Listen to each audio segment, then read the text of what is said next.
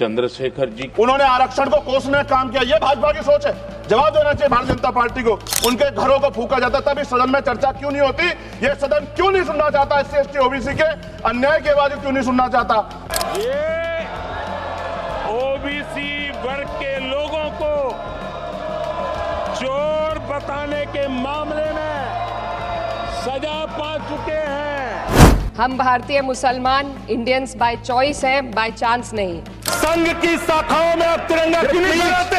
आप उन भारत माता की बेटियों के सर तोड़ते हैं दिल्ली में।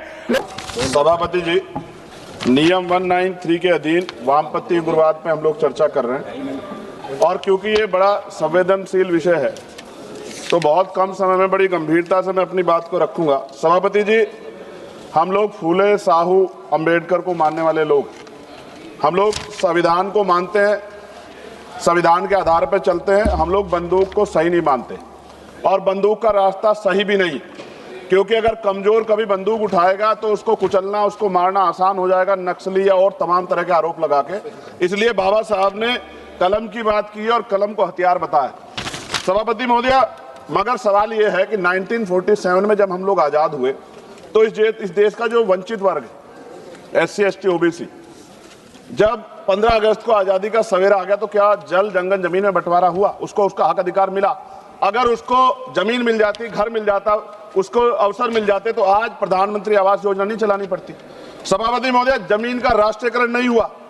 इसलिए मैं बहुत जिम्मेदार, क्योंकि मैं तो वो व्यक्ति हूँ जिसके खुद के ऊपर एनएसए नेशनल सिक्योरिटी एक्ट लगा जब मैं अपने लोगों के लिए लड़ने गया, और 2 अप्रैल 2018 को मेरे जैसे बहुत सारे लोगों पे लगा, क्योंकि हम अपने हक की लड़ाई लड़ रहे थे। सवाल यह है, नक्सलियों के नाम पे क्या आदिवासियों की हत्या स्वीकार्य हो सकती है? हम लोग इसका विरोध करते हैं। हमारा स्टैंड है, हम नक्सलवाद के समर्थक नहीं है, लेकिन आदिवासियों को नक्सली कहकर उनकी हत्या नहीं होनी चाहिए। सभापति महोदय, देश की 1/4 आबादी एससी एसटी 25% से ज्यादा बड़े समाज के साथ जब जुल्म जाति अन्य अत्याचार होता है, उनकी हत्याएं होती है, उनकी बहनों का रेप होता है, उनको मारा जाता है, जलाया जाता है, उनके घरों को फूका जाता है, तब इस सदन में चर्चा क्यों नहीं होती? ये सदन क्यों नहीं सुनना चाहता? एससी एसटी ओबीसी के अन्याय के बाद क्यों नहीं सुनना चाहता? कितनी चर्चाएं होती हैं। आज हालात कितने सारे अलग अलग हैं, लेकिन चर्चा इतने बड़े 25% समाज पे क्यों नहीं होती? 52% ओबीसी पे क्यों नहीं होती? सभापति महोदय, मैं तो मानता हूं, कुछ लोग फॉर्मेलिटी के लिए कहते हैं, अगर मैं आना होता मैं तो चर्चा के लिए चिल्लाता हूं कितनी बार, वरना तो एससी एसटी के लिए कोई चिल्लाता भी नहीं है। ये तो रिप्रेजेंटेशन है संविधान में। ये ना होता हमारे घरों में, हमारी गलियों में कोई वोट मांगने नहीं जाता। हम जानते हैं कि जाति व्यवस्था कितनी बदली है।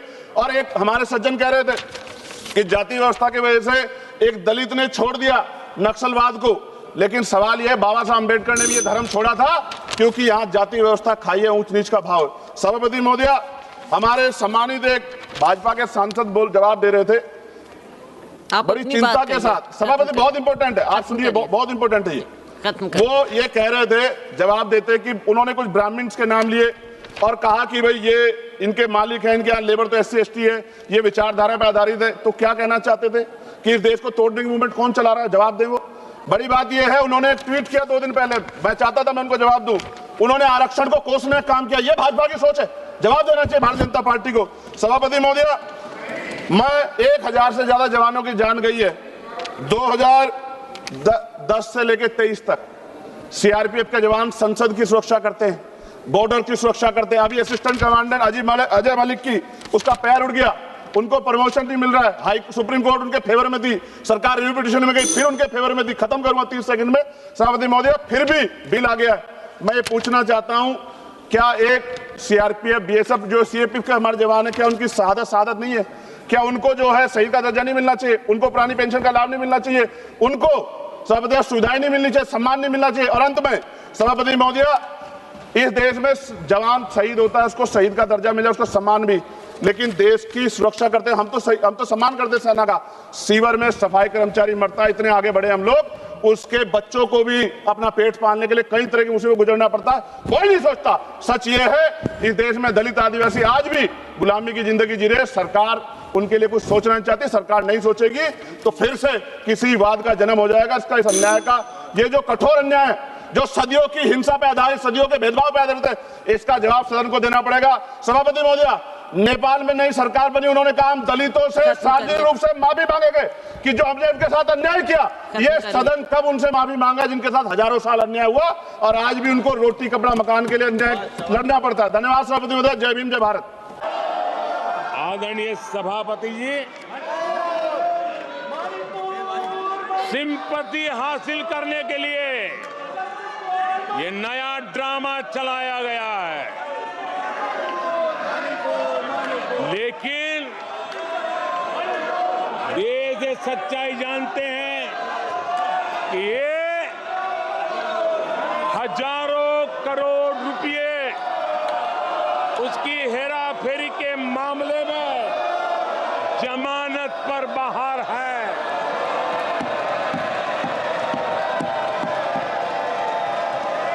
ये ओबीसी वर्ग के लोगों को चोर बताने के मामले में सजा पा चुके हैं। इनको देश की सर्वोच्च अदालत पर गैर जिम्मेदाराना बयान देने के बाद माफी मांगनी पड़ी है। इन पर महान स्वतंत्रता सेनानी वीर सावरकर जैसे महान व्यक्तित्व का अपमान करने का मुकदमा है। इन पर देश की सबसे बड़ी पार्टी के अध्यक्ष को हत्यारा कहने का मुकदमा चल रहा है। इन पर अनेक नेताओं, अधिकारियों, संस्थानों पर झूठ बोलने के गंभीर आरोप है और वो केस चल रहे हैं। आदरणीय सभापति जी, बालक बुद्धि में ना बोलने का ठिकाना होता है और न ही बालक बुद्धि में व्यवहार का कोई ठिकाना होता है। और जब ये बालक बुद्धि पूरी तरह सवार हो जाती है तो सदन में भी किसी के गले पड़ जाते हैं। ये बालक बुद्धि अपनी सीमाएं खो देती है तो सदन के अंदर बैठ करके आंखें मारते हैं, आंखें मारते हैं। इनकी सच्चाई आदरणीय सभापति जी अब पूरा देश समझ गया है। इसलिए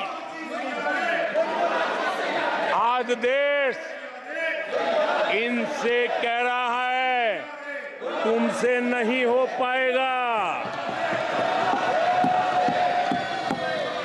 तुमसे ना हो पाएगा। धन्यवाद अध्यक्ष महोदया। सदन में इतिहास को तोड़ मरोड़ कर पेश करके फिर से मुस्लिम तुष्टीकरण के नाम पर भारतीय मुसलमानों को कटघरे में खड़े करने की कोशिश की जा रही है। लेकिन मैं सदन में बताना चाहूँगी कि हम भारतीय मुसलमान जिन्ना के आह्वान को ठुकराकर अपने इस प्यारे वतन की मिट्टी के साथ मजबूती से जुड़े रहे। हमने महात्मा गांधी, बाबा साहब डॉक्टर भीमराव अंबेडकर, रविंद्रनाथ टैगोर जी, सुभाष चंद्र बोस जी, मौलाना अबुल कलाम आज़ाद, अशफाक उल्लाह खां साहब के विचारों को अपनाया। हम भारतीय मुसलमान इंडियंस बाय चॉइस हैं, बाय चांस नहीं। वंदे मातरम के किन छंदों को राष्ट्रीय गीत के तौर पर अपनाया जाए, यह फैसला सर रविंद्रनाथ टैगोर और सुभाष चंद्र बोस जी जैसे नेताओं के परामर्श के बाद हुआ। क्या अब हम उन महान नायकों की समझ पर प्रश्न चिन्ह उठाएंगे? उन्हें देश को बांटने वाला और तुष्टीकरण करने वाला कहने का पाप करेंगे?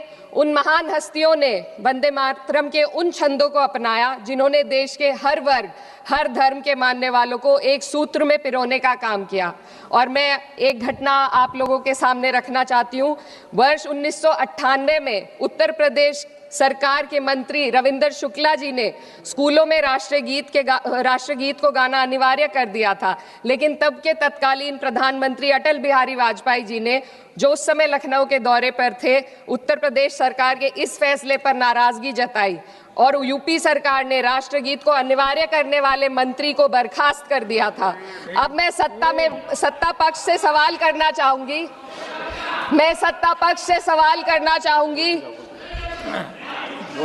बोलने दीजिए।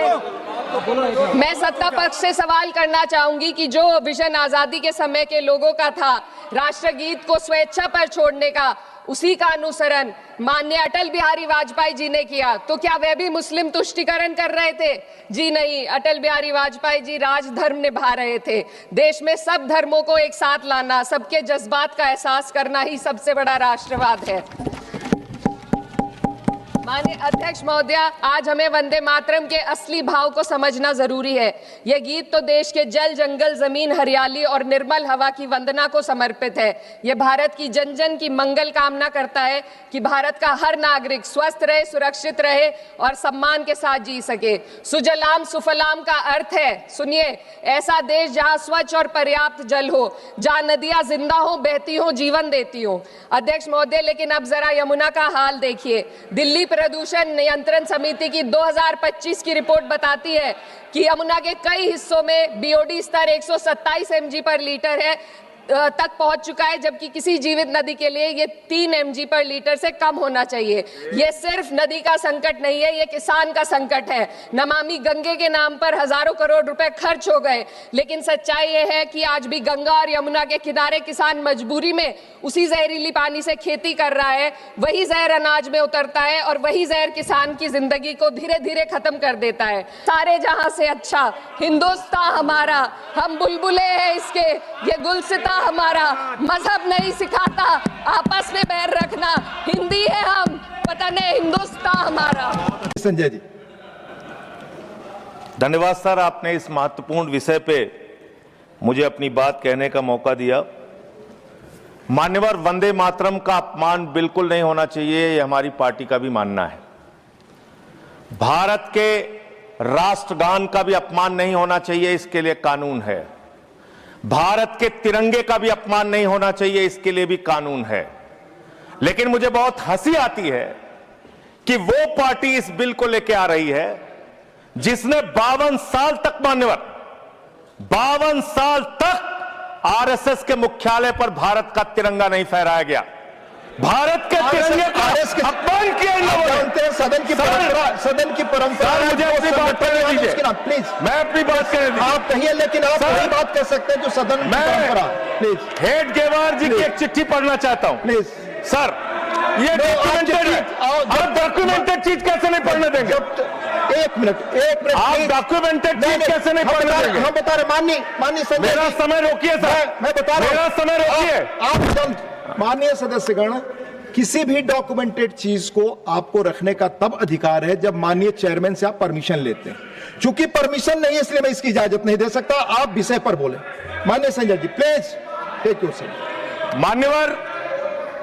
मान्यवर, आज वो लोग वंदे मातरम के खिलाफ सख्त कानून बनाने की बात कर रहे हैं। एक पत्रिका है ऑर्गेनाइजर 1949 में, जिसने लिखा राष्ट्रगान आइटम ऑफ इंटरटेनमेंट है। आपने हमारे राष्ट्रगान का अपमान किया, उसके खिलाफ कार्रवाई होनी चाहिए। उन लोगों के खिलाफ, उन संस्थाओं के खिलाफ जिन्होंने राष्ट्रगान के खिलाफ लिखा, जिन्होंने तिरंगे का अपमान किया। हेड गेवार जी ने अपने संघ के स्वयंसेवकों को 1930 में पत्र लिखा, 1930 में पत्र लिखा। सर, आप संजय जी, मुझे अपनी बात कहने दीजिए।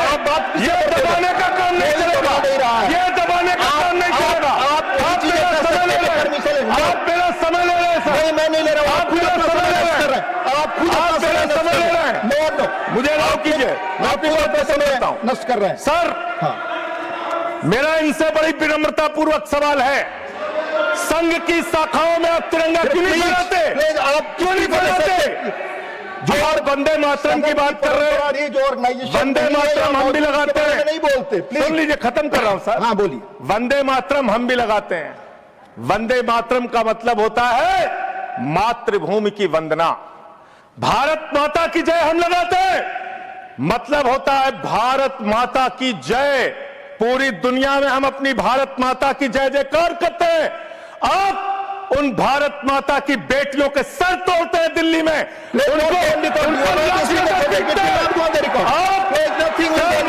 आप विषय पर नहीं बोल रहे, नहीं आप विषय पर नहीं बोल रहे, आपको इस विषय पर बोलना ऑलरेडी मैं कह चुका हूं। प्लीज प्लीज आप विषय पर हूं तो मेरी बात दबा देंगे क्या? नहीं आप विषय पर मैं कह रहा हूं तो मेरी बात दबा देंगे क्या सर? हमेशा प्लीज मैं बात पर बोलिए, मैं मुझे अपनी बात कहने दीजिए सर। हाँ बोलिए, मुझे अपनी बात कहने दीजिए। आप सब मातृभूमि की वंदना, मातृभूमि की वंदना तब होगी जब भारत माता के बेटे बेटियों का आप सम्मान करेंगे। मातृभूमि की वंदना तब होगी जब भारत के किसानों का आप सम्मान करेंगे। मातृभूमि की वंदना तब होगी जब हिंदुस्तान के मजदूरों का आप सम्मान करेंगे। आप सबका शोषण कर रहे हैं, सबके ऊपर लाठियां चला रहे हैं। अरे सर अंतिम लाइन खत्म कर रहा हूं sir. Ashok Kumar, no you are not interested in speaking now. आपको अधिक समय दिया मैंने संजय जी, 1 मिनट। हाँ बोले बोले संजय जी, बोले कंक्लूड करें, बोले आपको अधिक समय मैंने दिया, कंक्लूड करें। आप बोले संजय जी प्लीज। नहीं किया लोग, मैं खत्म कर रहा हूं। बोलिए सर, मैं पूरे विनम्रता के साथ चेयर के प्रति पूरे सम्मान के साथ ये कहना चाहता हूं, जिन लोगों ने अब तक भारत के राष्ट्रगान तिरंगे का अपमान किया है उनके खिलाफ कार्रवाई का भी बिल लेके आइए, हम उसका भी समर्थन करेंगे, इसका भी समर्थन कर रहे हैं।